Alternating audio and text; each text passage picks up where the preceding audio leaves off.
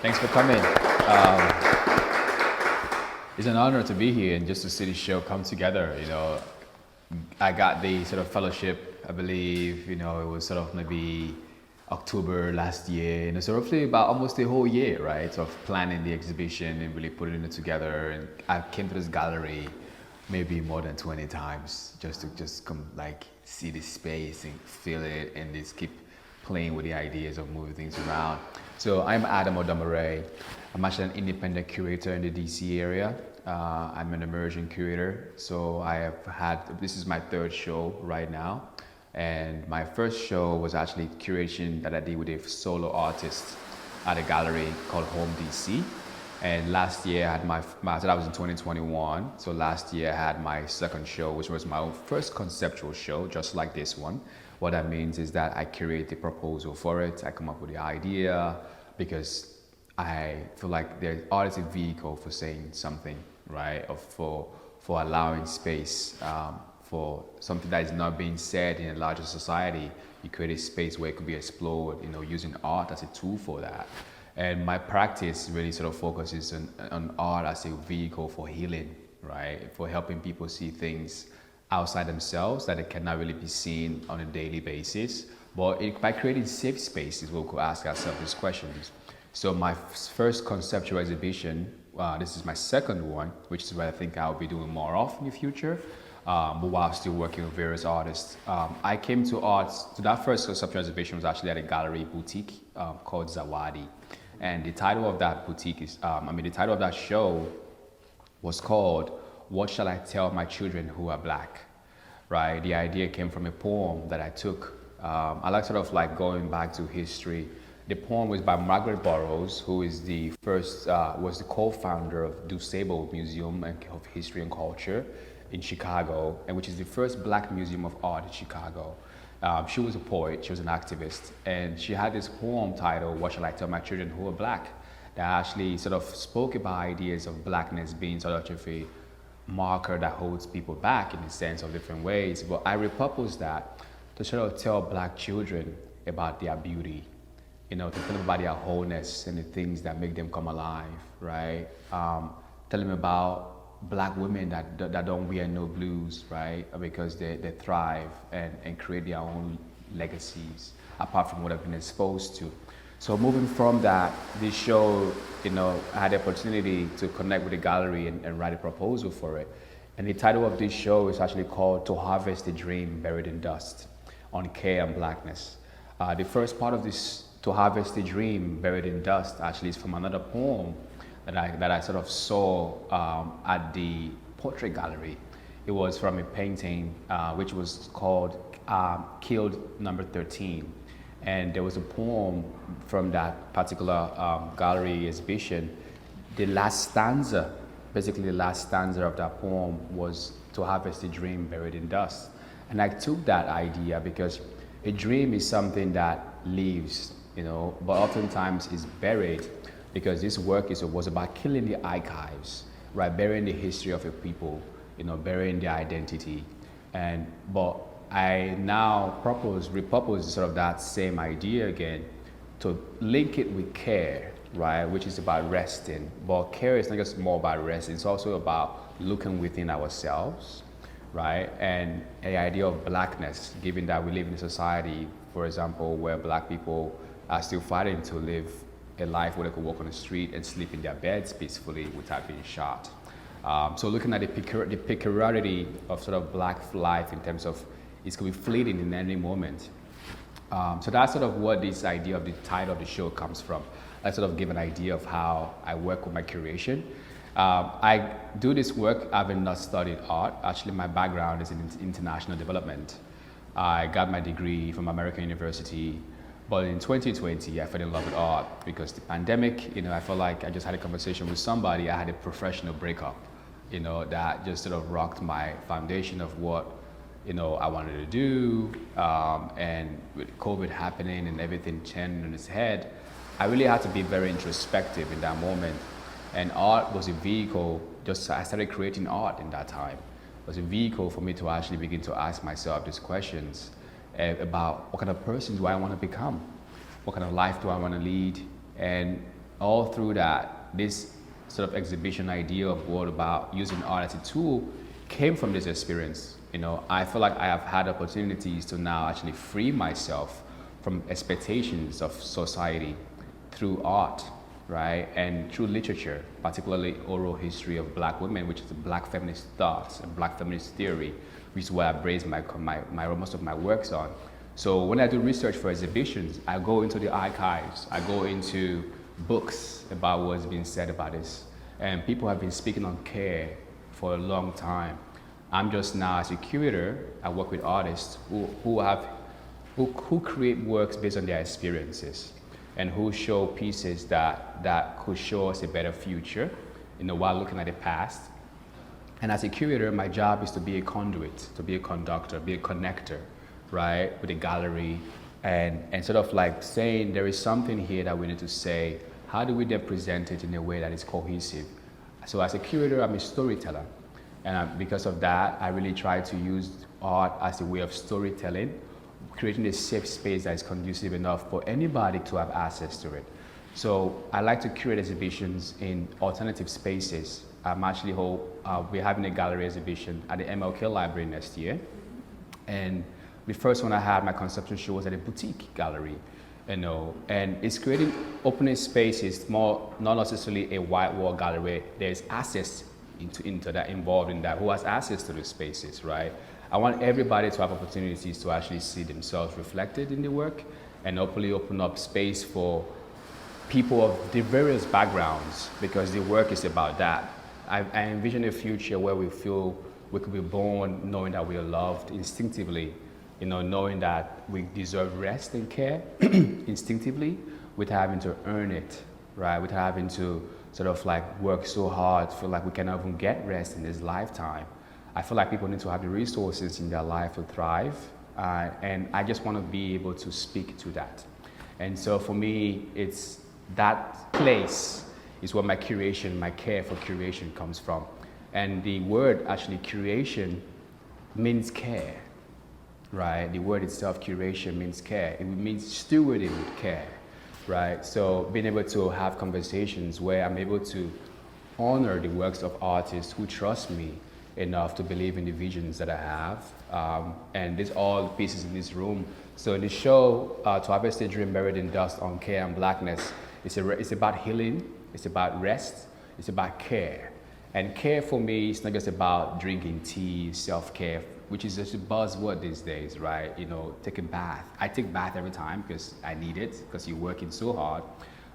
But it's more about the interiority, which is what I speak on, the Black interiority, given the works inside, meaning the inner lives of people, really getting to understand the facets that makes us who we are, being able to be vulnerable, right, and put yourself on view in a sense, which is very, like these artists who are on this show behind me right here, these are self-portraits of them both. And imagine being this and putting yourself out there, right, and letting people gaze upon you. But because you have a desire to help people see something within themselves, you're able to then pull yourself out there like that. And so that's that vulnerability. So care for me is about vulnerability. It's about healing, right? It's being able to ask ourselves this question that I wrote on the text: what does our divine identity look like for us, right? That's a question I feel like people need to ask themselves more often, because that would then hopefully help us get to a place of living with our values, within our values. Society throws all kinds of identities upon us since the very moment we are born. But I'm trying to say with this show that we get to choose ourselves, get to choose rest, get to choose to live a life of care and gentler and soft and being easeful. These are the things that I am practicing within myself. And because of my experiences, I want to share this with the world. And so it comes from a place of love, having not studied this, right? So with that, just a brief introduction about myself, about the show itself. Before the artists get here, I would like to sort of like maybe speak on the pieces that you see on the wall. I started the show off curating with sort of this piece you see behind you of the flowers, and that particular work is actually my work. I included that piece in the show due to some other things that happened of artists not dropping off the work. But that particular work is a still life piece that I actually created for my mother. I made that piece for her to honor her memory. My mom actually passed from my birth, so I never got to meet her. But I still feel so connected to this person, right? I talk about spirituality and life. I don't understand it. But it's also a still life piece that I hope to allow us to give flowers to ourselves for showing up for ourselves in the ways that we get to show up for ourselves. It's also giving flowers to the women, black women, countless black women whose writings and work have helped America, the world, thrive, right? Women in general, right? Not to take away from men at all, but we know what women do. And so I'm a feminist as such. I definitely am for economic and social empowerment for all people, but particularly for women and girls. So that is sort of where that comes from. And getting pieces for this piece for the show is actually about having works that show people resting, non-performatively, right? Just being gentle and soft. But within the works itself, there are elements of nature, right? Being able to be in a space where you feel safe and where you feel seen. And they are sort of like hopefully helping you to see that this is a possibility, you know? Like this is a possibility, because oftentimes what we cannot imagine cannot come true, right? The title of the show is To Harvest a Dream Buried in Dust. Oftentimes our dreams get hidden, right? And so we have to bring them back out again, right? Out of wherever it's been hidden. And hopefully this show is that spark, if you get to really understand the practices and the work, the reasons why it's been done, and you move away from it not just having seen pretty pictures, you move away from it with an understanding that this is something that was done for you, with you in mind, right? And that's one of the reasons why I do stuff like this. These pieces on this wall right here are actually one particular artist's work, Anthony, who will be here very shortly. Those are two drawings from his collection, and then this painting in the middle, which actually started the entire exhibition in its first place. Because I've been thinking about the idea of rest for a long time. But this particular work I got to see at his studio one day when he was not even there. And it's like the universe bringing to me the things I've imagined, right? Like as Solange said, I saw things that I imagined. But I was so struck by him that he was not there. I ran to his door and said, hey, Anthony, who are you? Where are you? I need to meet you. And I got to his studio, and this is actually the first time that his drawings are being shown with the sketches, with the painting. And that's actually one person. So that's one person in all three pieces who actually was here for the opening. So if you come to the closing part on the 30th, you might meet her again.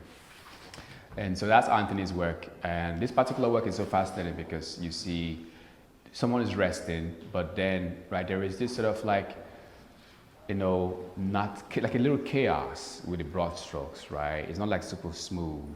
And so one of our artists is here actually, Ebony. She'll come join me. It'd be great. Hi, right here is fine. Welcome. So Ebony's work is actually working in the back right there. And just to finish speaking on this particular work before I give Ebony the floor to talk about her work and who she is, this show is dedicated to Breonna Taylor and Oluwatoyin Salu and other sort of countless folks who've been whose life has been lost, you know, due to one violence or situations of the other. You know, someone sleeping in their house as a black person in this day, you could just literally lose your life like that, you know. And I wanted to show that, and so honoring their memory as well. So honoring the legacies of people's whose dreams were cut short and whose lives we don't know how they would have turned out, right? Which is the reason why I believe this show is so important, that we have to engage with our care today and now, because you just don't know when tomorrow will be, right? So it's so important to engage with that, whatever that looks like for you. But this is Ebony Marshman, and so I'll let her introduce herself and her practice and give us a little bit about her work and the things that, you know, drew her to the exhibition and her practice in general. Yeah, thank you. So I'm Ebony. I am an artist. My primary medium is painting. like where to start? So a little bit about my practice. I'll start there.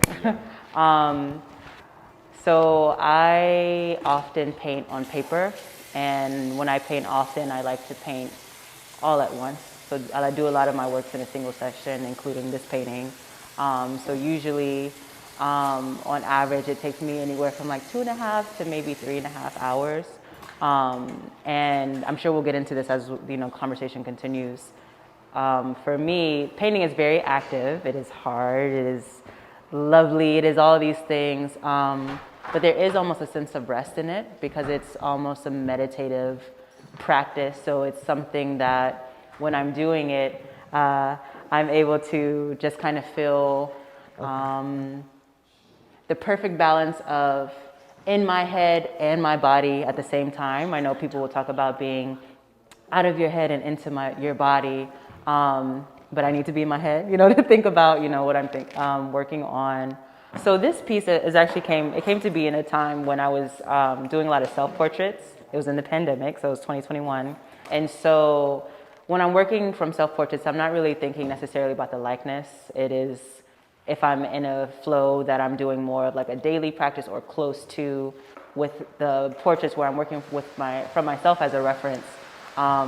It's such an action of kind of capturing the moment of like, this is how I feel that day. Let me just get this real quick and I'm going to move on. And so there's both this, each piece is its own thing. It is an exercise. It is also a, finished piece. So this one came to be when I had recently came back from the road of traveling. And so I don't know, should I get into like the specifics of this piece now or just kind of just like an overview of, yeah, okay. But one last question before our last artist join us here. What drew you to the exhibition, when you were first sort of told about it? Why? What were you trying to convey through your practice for this particular exhibition? So, rest is very important to me. I like to rest. I'm sleepy right now, y'all. And I remember the day talking to you, and this kind of goes to like, what is my practice?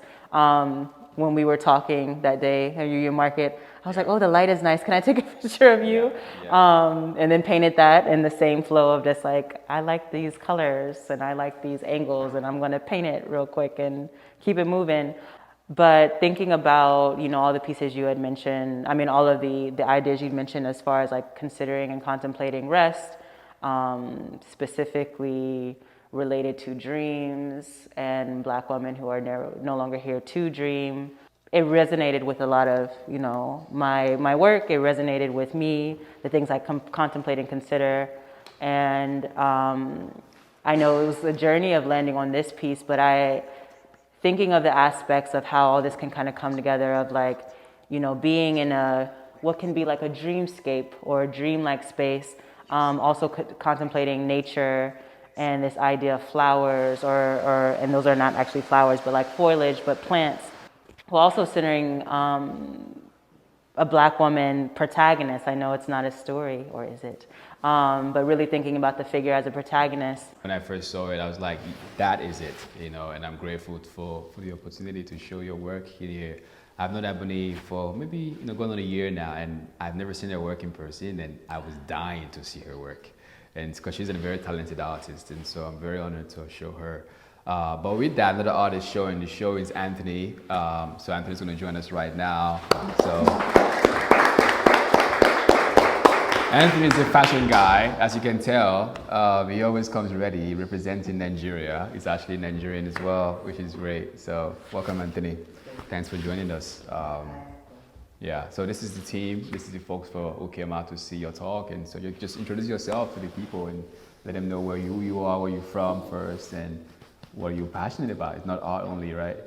Hi everybody, sorry I'm late. I am Anthony Tofo. I'm a Nigerian artist. I graduated from college, was University of Nigeria and Nsukka.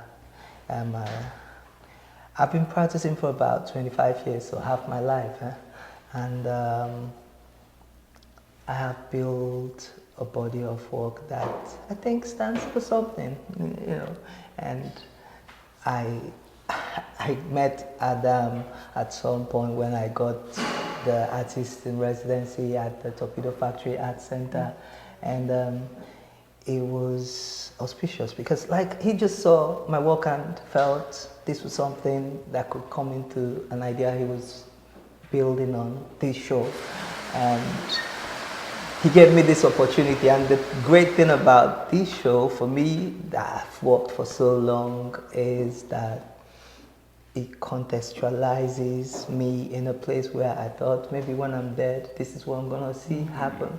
You know, people are going to suddenly say, "Oh, he can draw," you know, because I have had shows over the years, but never have I been represented in a major show showing my realism, you know. And so for him to see it, I felt this man has gone into my future. So it's like an other body experience. And it's not a dream for me. It was harvesting, like projecting into the future. And I enjoy that a lot in my work. And so my body of work usually comes from being present in the moment. And I do a back and forth where I do photography. I do hyper-realism when I'm focusing, when I'm editing the images and all of that. And then when I start painting, it's no longer my problem. It's no longer the energy I want to give to the work. I'm thinking about other elements. I'm thinking about color. I'm thinking about line. And, you know, so it becomes, but I keep doing a back and forth. So in my studio, you will see drawings I made yesterday. And then you see paintings that have nothing about drawing in them. Okay, except they have lines. Lines has always been the constant for me in my work. And for him to have seen it, and by the way, I showed him, he saw a lot of my drawings. And strangely, he picked drawings of a particular person in my life. And all of them are about this person.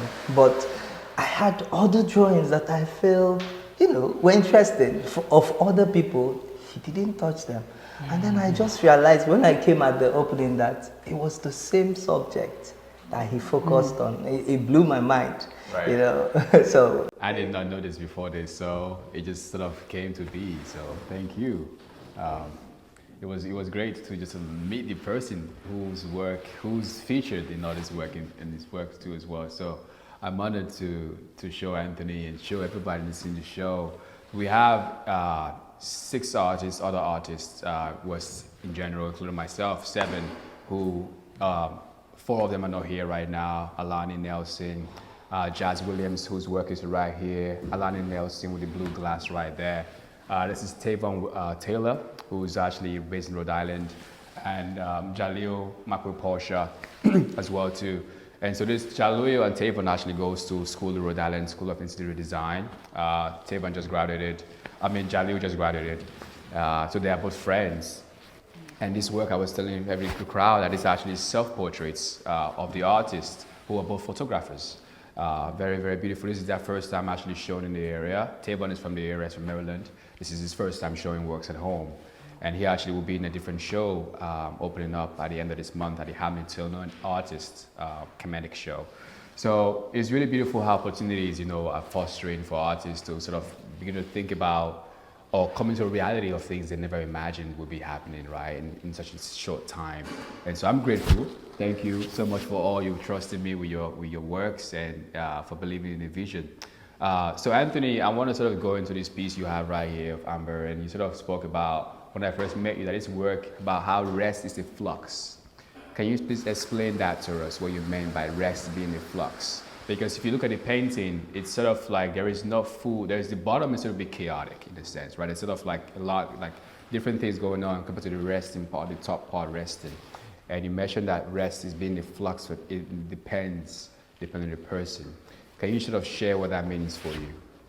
well, I kind of realized sometimes like I'm looking at my subject and I'm thinking to tell the story of my subject, but suddenly when the work is executed, I see I'm talking to myself. I'm talking about me through that person. And So my subject is basically Gen Z, so they have this thing about mobile phones. They have this thing about being connected. If you looked that hand, if I had pushed it a bit, you would see a mobile phone in that hand. And so it's rest. And you find this person is at rest, but is so engaged, so connected to so much happening around in ways that I don't get. I'm from another generation, maybe 10 years older. And so I see a lot of chaos in these moments of rest for this person. You look at the work and the lines more like suggest like hills and valleys, chaos, there are a lot of intersections, there are strong lines, there are a lot of hashed lines and all of that. And it's not sleep. She turns away, it's still not sleep. It looks like there is a lot of involvement with stuff. There is too much matter in the space, and it's fascinating you say that though. Because the two drawings, when I looked at the two drawings, I felt like this is like non-performative rest at all, right? that is what? Non-performative, right? To be truly resting in a sense, right? How art, people have different perceptions of work. But it's very cool because like you mentioned, the idea of that connectivity and there being a lot going on. These two works, the way I like to curate exhibitions, I sort of have this idea where I want the works to have conversations with each other, right? What they're saying to each other. And so these two pieces, Alani's work and Anthony's work, are actually in conversation with each other. Because Alani's particular work, which is called Nightlight, focuses on the idea of the things that we need to help us rest, right? Your phone, there's books, there is lavender. It's a multimedia piece with blue bottles, right? With lights, which sort of like this light, background light, oftentimes computer, TV noise, right? Radio, that could be in the background that you could just sort of like drift away in your sleep, right? People oftentimes do that. So what one person might see, right, being in flux, right, depends. One person might be like, this is actually my safe space, right? Where when you say that, that's interesting because like I just said, we're 10 years older than the other. I'm 10 years older than you, like 10 years older than the subject. Right. And we have a different way of seeing rest. So I was just looking now and I saw this thing about this man that has spent millions trying to live a long life. I think it's on Time magazine, some millionaire that is doing all this, and he has a room where he sleeps, and the only thing there is 2 gadgets that monitor his bodily functions and practically like nothing else. Rest, where he sleeps. Empty space. So like I said, and that is like me studying, like you said. I will look at you, I will look at my model and, oh, she's shut down. But for me, it's all chaos. In my mind, that's all I see. So I'm trying to speak to what I make of that. But it's the perfect place for her. Yeah. And it reflects the ideas that a lot of people, her generation associate with rest. And it's fascinating because actually linking, these works, right? Because Ebony's work is sort of looking away, right? And holding nature, holding plant. Would you say, bringing nature close to you is sort of a way of like getting closer to your restive state, or? Absolutely, yeah.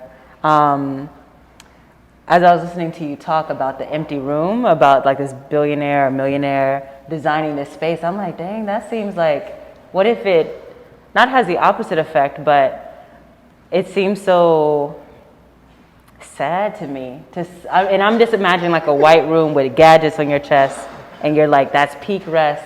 And my mind immediately, I don't know what word, pictured. You said something about like open space, or it wasn't open space because it felt counter to the image that came to my mind of like a forested kind of area. And in my mind, I'm like, that's the open space I'm trying to sleep in. Like, I'm just really thinking about that. Like I I love the earth. I love being outside. And there's something about lying directly on the earth that is this peak human restoration and replenishment. Thinking about the earth literally holding you and you being able to release and send back whatever you're seeking to release to the earth while also receiving straight up ancient life energy. It's something I really, really think about. And I often aspire to be sitting outside directly on earth. Holding the plants is very much, to answer the question, there's something restful in that, and even thinking of the placement of like close to the heart, which none of that was intentional or that thought out when making the piece, but it definitely represents how I feel, right. About rest and nature. Yeah. So I guess I should probably sit in the middle because I'm between y'all too, right? I need that clean space while I also need nature as well too, as a minimalist, but also very connected to the earth. But where I totally agree with your mindset, because even in my work, I see a connectedness. Because for me, rest becomes a place of so much strength where you draw a lot of energy, and that can be seen in how it's almost like the being is rooted, and from there the force of all the rest comes out. And that, I love dreaming. I love the place of dreams. I love the quiet space so much. I think I gain a lot from there, that place where you're silent. I cherish it a lot. So that is a life force for me that I really want to be present in all the time. And I try to communicate it in how I'm creating these spaces of rest, this dream world, this dream state, To push it a bit further, right? For me, just pivoting for a little bit to a different sector, talk about care, right? The show is on care and blackness. It two interlinked things, right? Care, for me, when I crafted the idea of the show, it's not just about drinking tea or taking bath, which are part of physical care, right? Or mantras. But more so the looking inward, the interiority, the black interiority is what I call it, right? Looking inward within ourselves, asking us those questions about what does our divine identity look like for us. And so when I first saw, I know we're talking about this piece as sort of the step of this question now, is that I immediately pictured Breonna Taylor when I first saw this work. That's what came to my mind. And these are folks who are not here today anymore, right? And so, but just sort of going to the idea of blackness and care for us now, right? Oftentimes, black people don't get to rest because the labor of black people makes the world rest in a way, right? And because of that, this show is so important to speak on that. But also, where do we draw our knowledge from? Speaking on the earth, but also black women who have been given this knowledge forever, right? And then honoring those people, right? And so how do we then move away from a place where we now see this to where this becomes a reality for us every single day? What is your perception of that? I think That's for you both, so. Okay. Oh, okay. So what is the reality of care and rest? Right. What does it look like? I think, so what comes to mind are multiple things related to some of the things I've already been speaking on, earth and painting. And I think when it comes to contemplating the reality or the future you want, whether you're thinking of like manifesting it, conjuring, I think part of achieving it is practicing it. So when I'm saying, to me it looks like painting and being outside and being able to rest on earth and being able to paint outside while sitting on earth, that is relevant. And I think that when it comes to painting and doing what we love, I'm gonna look at you, Jamila, and the conversations we've had, but I feel that it's really important to not let what you love be commodified in a way that you can be removed from it. That it becomes, you are now so associated or feeling so responsible for this idea of care and rest, that what bursts that or what ignites that energy in you, which I'll start saying me, can feel like something that is now a draining force of I have to worry about, you know, yeah.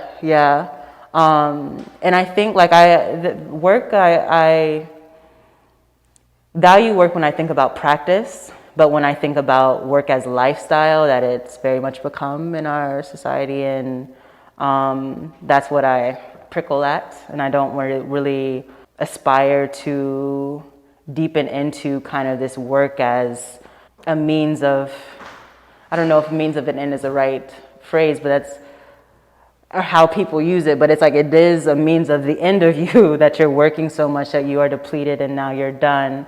And so as you were talking, and I'm just contemplating rest and Black women and all these big ideas that are also simple to me because that's who I am, what comes to mind is a lot of people, a lot of Black women who I respect, who are tending to care and rest for everyone in such exhausting ways. And I don't know when it became really pronounced for me, but I feel this clear sense of like, it can't be me. Like I can't show up for you all the time. I can't be the one who you are gonna know is always gonna hold it down. Like, I don't wanna be her. I wanna be outside listening to crickets and, watching the sky shift from dust to pitch iridescent blue, purple. I wanna look at that. And for me, that does lead me back to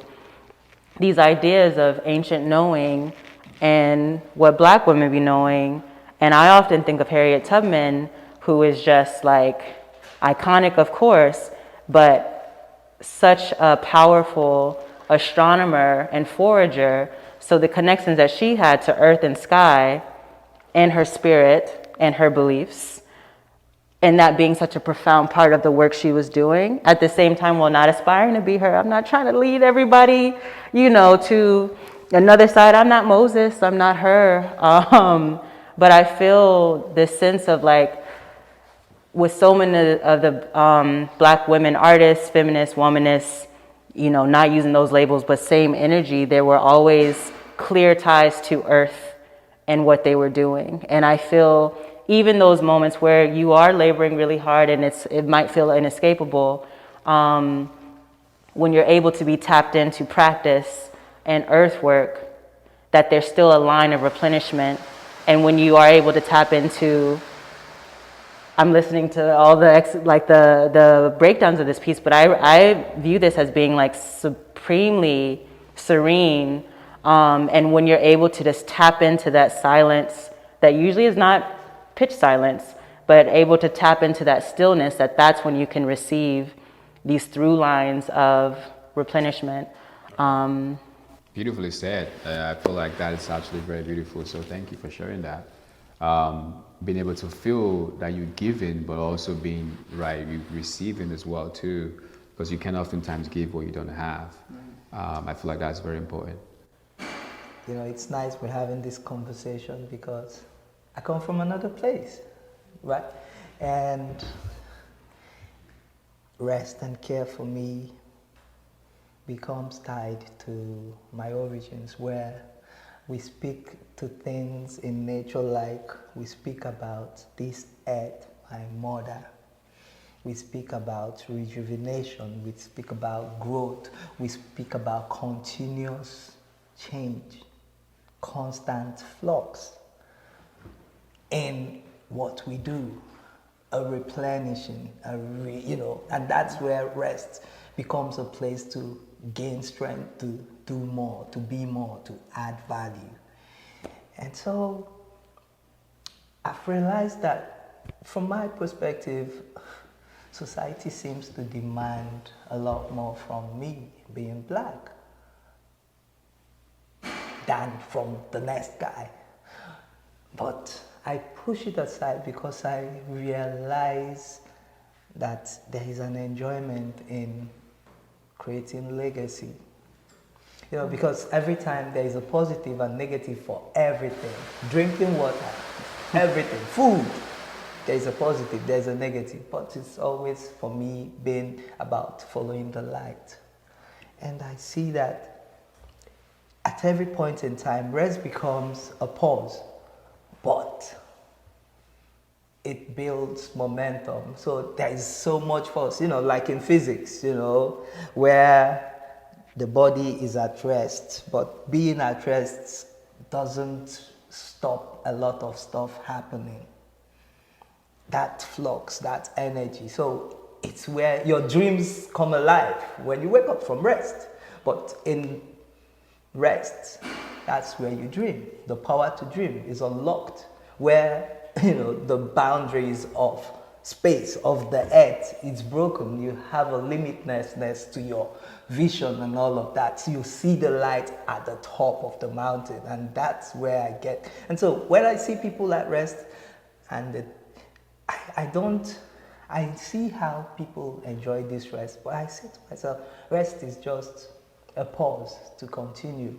Like a good song, like the silence in a classical composition, it's as powerful as the notes. That's what I see, the light, the unfinishedness about it. This allows people, the audience, to come into the story. And then looking inside of the context of what you have created here, I enjoy the conversation because there is such a relatedness to how they are walking in terms of the spaces, the way they are engaging their spaces. I enjoy all of that. And I feel that's why it needed to be there. That needed to be there to balance out the other two. With, you know, there is a balance in the colors there needed to, right. There is a coherence with the curatorship and all of that. Yeah. So rest and care for me become a place of power, but gaining power to do more, to be more. And it's not just because of the demands from society, but for you. First, me first.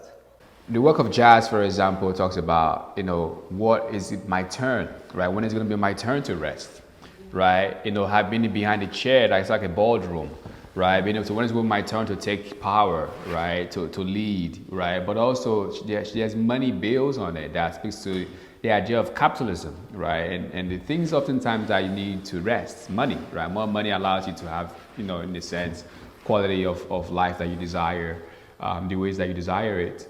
And just the gaze of looking away as well too, right? Not really engaging the viewer. When I sort of like put on pieces or shows, particularly that has, you know, human figures in it, and particularly black figures, which is where I work with, there's this thing about sort of like the black gaze, where subjects exist for themselves first, right? Talk about rest being for yourself first. Right, you're not performing, you're not like, I could be looking at the objects, the subject could be looking right at you, but their power still remains with them, right? And so even this particular work of Tavon behind us is very much that, right? This very, very vulnerable work, right? At the same time, there is this calmness about it, not just the blue color, but also just in the gaze of being assured and being confident. Right, and this particular work itself speaks on our history, our past, and when we get to let that go and step into a new identity. So in closing this, you know, I really want to sort of ask us questions that we could talk about, you know, which obviously will be the last part about really thinking through your care, right? What does your care look like for you, right? What does your divine identity look like for you? You being your best, full, whole self. Right, that is the idea that this sort of shows should help start that conversation for you. And when you step outside, you get to interact with all kinds of people, all kinds of elements in your life that bring you peace, that take away your peace. But I do believe that you could and should and deserve to rest in this lifetime. Does it have to be in a different lifetime? And we as human beings have the power to choose ourselves. In a lot of situations, it's very different for everybody based on privilege, a lot of different ways of privilege. But we could have that. And it starts with the dreaming, and it starts with getting back, you know, that belief in yourself. So thanks so much for coming. It's a pleasure. Thank you.